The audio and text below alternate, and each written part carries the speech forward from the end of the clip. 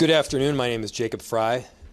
I'm the mayor of Minneapolis, and we are here to respond to a number of credible reports from several media outlets relaying that there are as many as 100 federal agents that will be deployed to the Twin Cities with a specific focus on targeting our Somali community. To our Somali community, we love you and we stand with you. That commitment is rock solid. Minneapolis is proud to be home to the largest Somali community in the entire country. They've been here for decades in many instances. They're entrepreneurs and fathers. They benefit both the culture and the economic resilience of our city. Targeting Somali people means that due process will be violated. Mistakes will be made. And let's be clear, it means that American citizens will be detained for no other reason than the fact that they look like they are Somali. That is not now and will never be a legitimate reason. For decades, the Somali community has added greatly to our city. The economic fabric, their hard work, their leadership, it has made Minneapolis a better place. We are not given advance notice or inside information about these kinds of operations. But here's what we can promise. We will not compromise our values here in Minneapolis. Our values and our commitment to the Somali community, to every community of immigrants and people in our city, is rock solid and will be unwavering. Our police, many of whom are Somali themselves, are trusted partners in keeping people safe. They will not collaborate with any federal agency around doing immigration enforcement work. Our city staff and our law enforcement will not ask the question as to whether an individual is documented or not. And by the way, there are more than 80,000 Somali people living in Minnesota. Almost all of them are both documented and citizens. And the city has worked with community partners who have compiled Know Your Rights information. And so here's what we know. You have the right to remain silent, and you have the right to a lawyer. You can refuse to sign documents until that lawyer is present. You have the right to not open the door unless a warrant has been shown. The city of Minneapolis provides free immigration legal resources. And if you or a family member or a loved one needs access to a lawyer, go to our website or call 311. And we're going to work with our partners. Partners like the city of St. Paul, partners like the state of Minnesota, to do everything to support our neighbors and to coordinate on any incident that happens. Obviously, this is a frightening moment for our Somali community. There have been many frightening moments over the last several months to our immigrant communities in Minneapolis. In Minneapolis, our diversity is diverse. People come from 1,000 different backgrounds, mentalities, and perspectives with one beautiful thing in common. They love our city and they're proud to call it home. And we're going to stand with them every step of the way. But we need to also be demanding better from an administration who is intent on targeting people and committing so much time, energy, and money to terrorizing certain groups within our community. That's not American. That's not what we are about. And we're going to do right by every single person in our cities. And so, to our Somali community, Daman Shabka, Somaliyed Kunul, Minnesota, Garahan, Minneapolis, Waan, Ku Janilahai, Waan, Ku Gereb, Taganahan. We love you, we stand with you, and we aren't backing down. With that, I will turn it over to the mayor of St. Paul, Mayor Melvin Carter. Thank you, sir.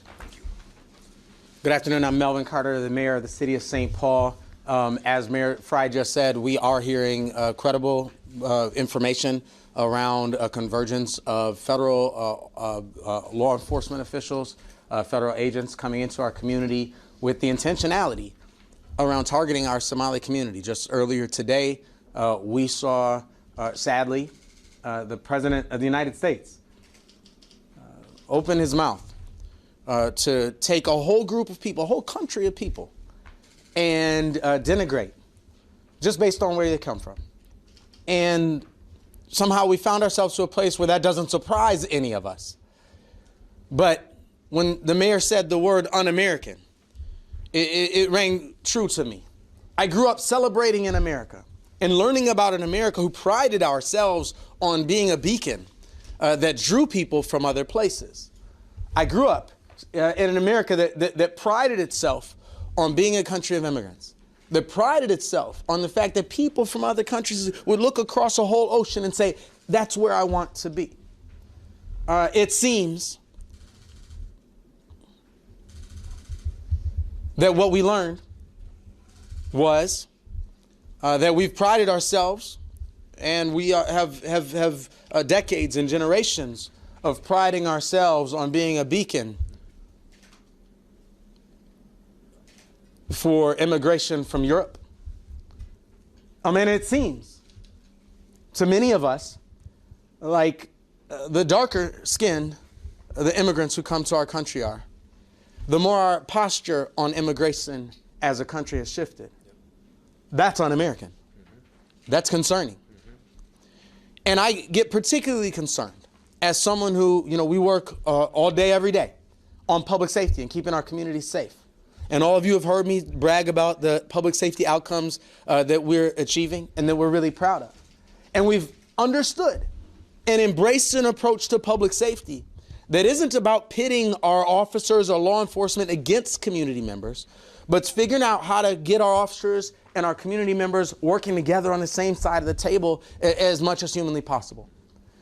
And so when the last thing that we need is federal agents coming here, pretending that we should be afraid of somebody just based on the color of their skin, just based on what they look like, just based on what country their ancestors claim as honor as a motherland. The last thing that we need is federal agents coming to town attempting to turn us against each other, to turn us against ourselves. The last thing we need is federal agents coming in town to create chaos and challenge for us. And so we stand together. Both of our cities have stood up immigrant and refugee services supports. In St. Paul, it's our Office of Immigrant and Refugee Services in our city attorney's office. We encourage folks to look to those websites. We encourage folks to look to the organizations that serve immigrants and refugees across our community, because we have constant reminders out there about what your rights are. You have rights. That's an American thing. You have rights. We all have rights. And so we'll be sharing on social media today some of those, what those resources are that people need to look to. We'll be working with our police department to ensure our capability of facilitating peaceful protests, as I imagine we'll see some people who will want to stand up and say that we disagree with this federal targeting.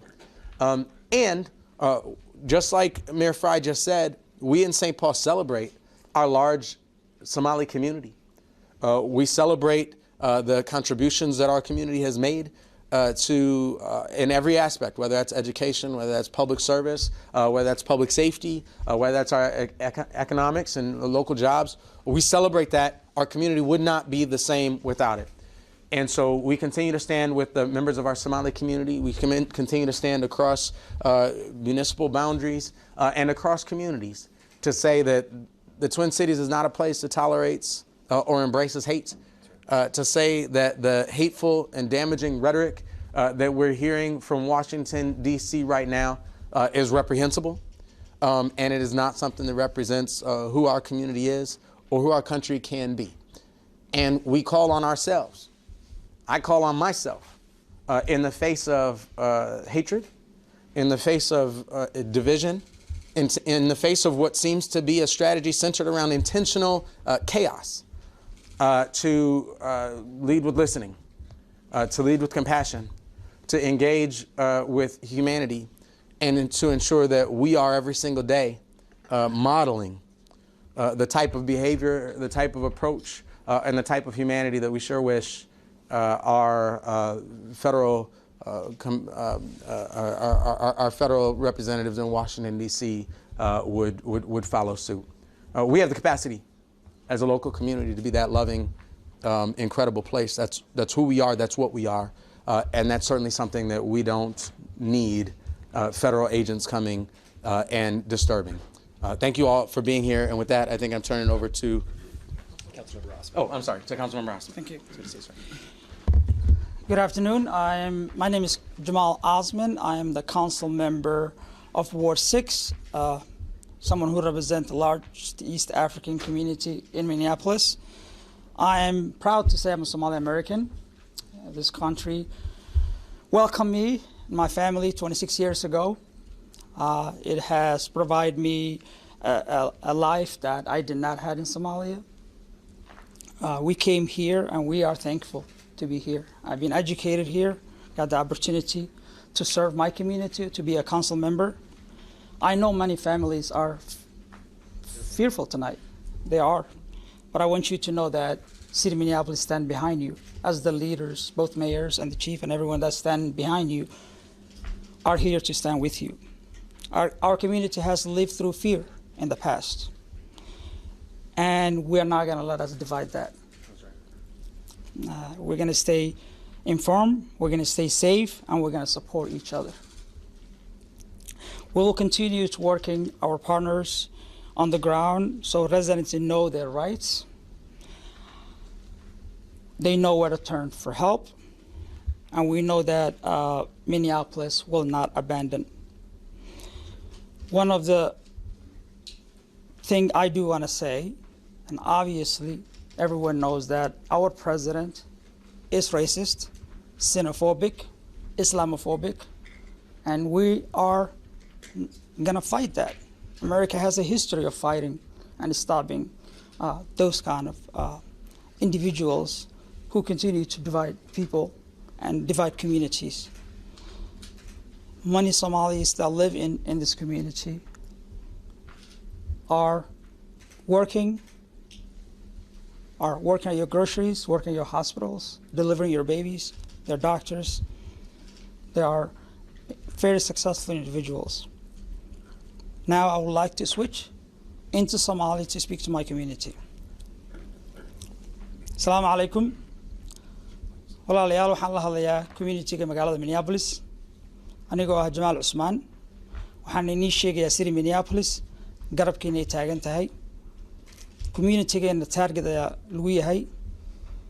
Qolyahan dalka soo galaya oo la sheegay hadda in 100 qof ka badan lagu soo wado. Waa inaan ka fijignaanaa. Waa inaan la hadashaa lawyer-kaaga. Waa inaan ogaataa rights-kaaga. United States rights ayaa ku leedahay. Waa inaan division aan la ku suubinin. Xaquuq baa u leedahay due process baa jira dalkan aan joogno. Marka taxadara City Minneapolisna waa in la taaganta garabkeena in taaganta. Thank you so much. I would like to welcome the Chief O'Hare.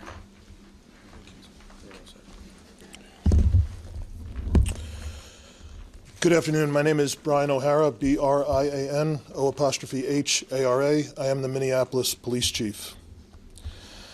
I know the recent reports that are circulating among the media are concerning. I just want to be clear. We are not confirming anything that has been in any of these reports, and we don't have any official information ourselves. What we are aware of is what has been happening in our community. And our involvement, the mayor's leadership on that, council members and other elected officials in the city did not start today. That's been going on. The fear that the community has been experiencing, immigrant communities have been experiencing in this city is real. I have been meeting with pastors, imams, business owners, that are having a real impact in our city. People are afraid to go to church. They're afraid to go to worship. They're not spending money at a lot of our immigrant businesses in the city. And from a public safety perspective, the fear of people to cause the police is something that to call the police in a time of need is something that harms everyone. We don't need that. If people are able to prey on certain people in our community, to victimize them, to rob them, because they think those folks are less likely to call the police, that makes everyone in the city less safe. It does absolutely nothing for public safety. So I just need to be clear, as our mayor has stated, the Minneapolis Police Department does not work with federal law enforcement for the purpose of conducting immigration enforcement. We don't provide information to federal immigration authorities. We don't ask people about their immigration status. Our mission is clear: to protect life, to uphold the law, and to maintain safety for all people in our communities. Over the last 24 hours, I have addressed every roll call in this city, from last night into this morning. Not because of these news reports, but because I have been concerned. Both over the weekend, we've been getting reports, increased reports of immigration-related activity from members in our community. We can't verify that, but we know people in the community are heightened, and we also know that there have been incidents more recently, two very recently in St. Paul, around immigration enforcement. So our objective is straightforward as a police department. I want to try and minimize our officers' exposure to any of that type of enforcement activity, and only respond when there is a legitimate public safety issue that we are responsible to our community to provide. And that means when there are threats of violence, when there is actual violence, or when there's property destruction. In moments like this, I know the tensions are high. I know how real the fear is in our community. People are going to want to speak out, to protest, and to exercise their First Amendment rights. Those are the rights of everyone in our community. And I want to be clear that we will absolutely defend people's rights to do just that. I also ask that if demonstrations do happen around any type of immigration raid, that they remain nonviolent, so that we can keep everyone in our community safe, so that we minimize the risk of any tragedy happening, or the immigrant communities that are already suffering to suffer that much more if there is destruction in our neighborhoods. Our officers are committed to serving a diverse city. Mayor, a council member referenced, we have many officers who themselves are immigrants, and many of us are deeply connected to the immigrant community in our city. With that, we are also working around revisions to our immigration enforcement policy. That has been in the works for weeks. We've obtained feedback from community and community-based organizations, and we will be issuing additional guidance this week to our officers, again, to try and address some of the issues that we're seeing nationally, and to provide clear guidelines to our officers. With that, I'll turn it back to our mayor. We'll open it to questions. Just to be clear, these 100 agents are on the ground, and they call the crowd control. Will both cities, Minneapolis and St. Paul, continue to send officers for that capacity? I was talking to Mayor Carter about this just recently, and here's the thing. Our police officers are not ICE agents. They will not cooperate with ICE agents. But the presence of ICE agents doesn't suddenly make our police officers not police officers. That's what Mayor Carter said to me the other day, and he's exactly right. Our police officers have an obligation, first of all, not to enforce federal immigration law. That is not their job. I want our police officers keeping people safe. I want our police officers responding to violent crime. I want our police officers preventing homicides and carjackings and shootings from occurring in the first place. You know what I don't want them doing? I don't want our police officers spending a single second hunting the father down that just dropped his kids off at daycare, who's about to go and work a 12-hour shift, who happens to be from Mogadishu or who happens to be from Ecuador. That man makes our city a better place. That man is a valued resident of our city and someone who we're proud to have him call Minneapolis and or St. Paul home. You know, our police officers do respond to 911 calls. And there are instances where they will have to escort an ambulance. There will be instances when somebody will call 911 reporting a kidnapping. Many times those calls do in fact come in even during some form of federal raid. So the presence of ICE doesn't mean that our responsibility to keep people safe stops.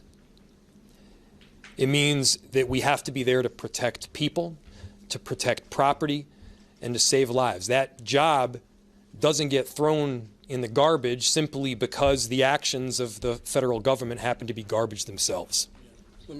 Please. If I can respond to that, you know, what we need is a law enforcement presence that's a stabilizing and reassuring presence. Our law enforcement presence ought to make people feel more safe, less fearful, that's the word that you use, and help us facilitate safe outcomes in our community. That's the problem with what we see from the federal government right now, is that we're seeing federal agents operate in communities across our country, not just St. Paul and Minneapolis, but in communities across our country in ways that certainly by impact, certainly have the impact and actually seem to be designed for the purpose of making people more fearful and making people feel less safe in our community. That's a subversion. The problem is, in St. Paul and in Minneapolis and all across the country, is that we see federal agents showing up, and like I said, it feels to me intentionally, but whether it's intentional or not, federal agents showing up in communities across this country and having the impact of making people feel less safe, of making situations feel chaotic. And it is the responsibility of our police officers to respond to unsafe and chaotic situations in our community and help to try to be a stabilizing presence. And that's what I said earlier, and I think Chief O'Hara acknowledged this as well. And the truth is, you can interrupt me if you like, I don't even actually like the phrase crowd control, because our goal has to be what I said at the beginning, to be a stabilizing presence, to be a reassuring presence, and as you've heard many people say today, to facilitate, not control a crowd, but to facilitate the crowd's ability to safely express their First Amendment rights. Now, one of the key things to that is we have people across this metro area who've been trained as peaceful interveners, people who've been trained as witnesses, as people who've been trained to be able to help be organizers. And you know, when we show up to those protests, it's our responsibility to help enforce and follow the norms that help to keep that a peaceful protest, so that we can do our part as well to help be a stabilizing influence. And that's sort of what I was talking about when I said, you know, we have to do the opposite of what they're doing. Sadly, we live in an era where we have to find all of our ways, whether that's community members, whether that's protesters, whether that's elected leaders, whether that's our brothers and sisters in uniform. We all have to find ways to help stabilize things that it feels like our federal government and our President of the United States are intentionally destabilizing. Yes, we need our officers to be helpful to be stabilizing presence in those spaces and in all of our spaces in our community. Thank you. Do officials in each city currently have an open line of dialogue with the Department of Homeland Security, just to get a basic sense of what you are responding to when the police does in fact end up going to these scenes? Or are you essentially showing up blind at a chaotic confrontation? Can you repeat the question? I will. Yep. So the question, Ernesto's question was, do officials in our city have communication with the Department of Homeland Security so that when these large-scale raids happen, we're not going in blind? So we do work with federal law enforcement literally every day around violent crime, around people smuggling fentanyl into the country, gang violence, those types of things. That is a part of our job. But our officers that do work with federal law enforcement have very clear directives, and federal law enforcement is aware that we absolutely will have nothing to do with anything related to immigration enforcement. So as you are aware, the one instance that we've had in this city, we were caught by surprise because of that. But yes, on a day-to-day basis, we are still working with federal law enforcement to prosecute people that are carjacking people in this city, that are involved in gang violence, that are involved in smuggling drugs and shooting people. That still happens. But no, there is no communication around immigration enforcement. Chief, what preparations are you making and what are you telling officers? Are you having them have a riot gear at the ready just in case things get out of hand? And what have you been telling your officers in those roll calls that you've been doing? So the last 24 hours, I had the entire command staff with me, all of the chiefs at roll call, the leaders from our consent decree implementation unit present, as well as our officers that deal with response to large-scale incidents. So basically what I do is I have the consent decree implementation unit go over the city and the police department's policy around immigration enforcement to ensure everyone is abundantly clear where the guardrails are, and to talk about additional guidance that is coming out. Additionally, we have our folks talk about, from a tactical perspective, obviously because we're not going to get involved in legitimate First Amendment activity, but if something becomes a life-threatening emergency with a large crowd, ensuring that there is a plan beforehand, ensuring that our officers are aware that, oftentimes there's multiple agencies involved in these things, and we're finding out after the fact, ensuring that our officers are aware that they're only going to take orders from people appointed over them in the Minneapolis Police Department, and ensuring that there is a plan if we do have to rescue a person who may be injured or anything like that, that there is a plan to get in and get out as safely as possible.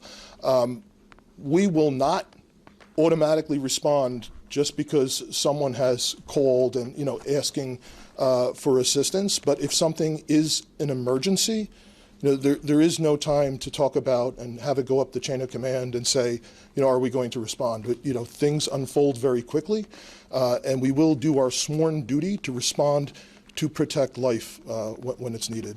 You've got time for about two more questions. Mayor Frey, you described it as a when, not an if, that ICE will be breaking the law when they engage in this operation targeting the Somali community. What tangible action can the city of Minneapolis and the police department take to actually protect people who have every legal right to be here and to hold ICE agents accountable if, as you described it, they do break the law? I'll start by noting that all of this is based on reports that have come out recently from the media. If, in fact, those reports are accurate, and there are 100 federal immigration agents that will be deployed upon Minneapolis and St. Paul specifically with the intention of targeting our Somali community, they're going to run into all sorts of constitutional impossibility that they can't begin to comprehend. Again, there's more than 80,000 Somali people that live in the state of Minnesota. A very tiny portion of them aren't citizens. In other words, the vast majority, almost all of the Somali people that are here in Minnesota and in Minneapolis are citizens. I feel that it will be a practical inevitability that when people are arrested by federal immigration agents, they're going to get the wrong people. They're going to make mistakes. They're going to screw it up so badly that they're not just violating habeas corpus, but they are taking away the rights of American citizens. I've heard recently some of the comments that Donald Trump has made. I've heard commentary that a number of people around this country are making about our Somali community as a whole, holding them at fault for the actions of a few. The perpetrators of any form of crime should be held accountable in the United States, regardless of what ethnicity, religion, or background you come from, period. And whole communities aren't then held accountable, though, for the actions of a few. I'm Jewish. But when Bernie Madoff was committing all sorts of financial crimes. Nobody held me accountable for them. I don't know if Ted Kaczynski is Polish or not, but regardless, if he is, nobody held a whole bunch of Polish people accountable for what Ted Kaczynski did. I could give 13 more examples. But the bottom line is that we have a justice system in this country, and this justice system relies on due process. It's a justice system that we abide by. We have a constitution in this country. And for those that claim to be constitutional scholars, you can't throw that constitution out when it doesn't benefit your interest or doesn't hate on the groups that you hate. That's what we're seeing a lot of right now. Yeah, I'm going to have the chief say one thing, and we'll take one more question then. I just wanted to add one point onto the original question around community and fears that things may be unlawful. We have experienced reports in this city, and I'm sure in St. Paul also, where people call to say that there's folks that are masked, that they're not sure if they're law enforcement, that they may be kidnapping people. Like, we have had those reports. I want to be clear to the community. The community should know that if you see something like that, that is legitimate, that you don't know if someone is law enforcement, you should call 911. And you should provide as much information as possible, because let's not forget, we very recently had tragedy in this state by someone who was purporting to be law enforcement. So please, let's be clear. That's something everyone should report, and that we will immediately respond to, and we will document, whether it's somebody's not sure if there's a kidnapping happening, somebody's not sure if that there's law enforcement present or not.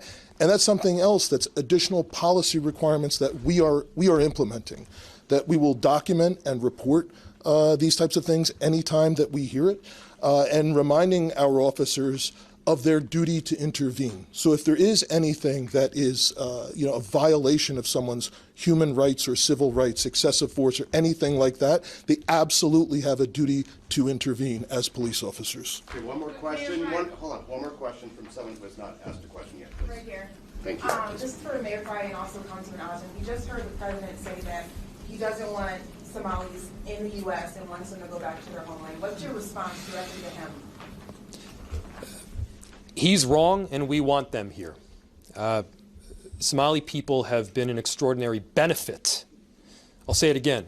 Somali people have been a benefit to our city for longer than I have been in our city. They have started businesses and created jobs. They have added to the cultural fabric of what Minneapolis is. They were welcoming to me when I first came out to Minneapolis. In fact, they were one of the first groups that I myself got to know.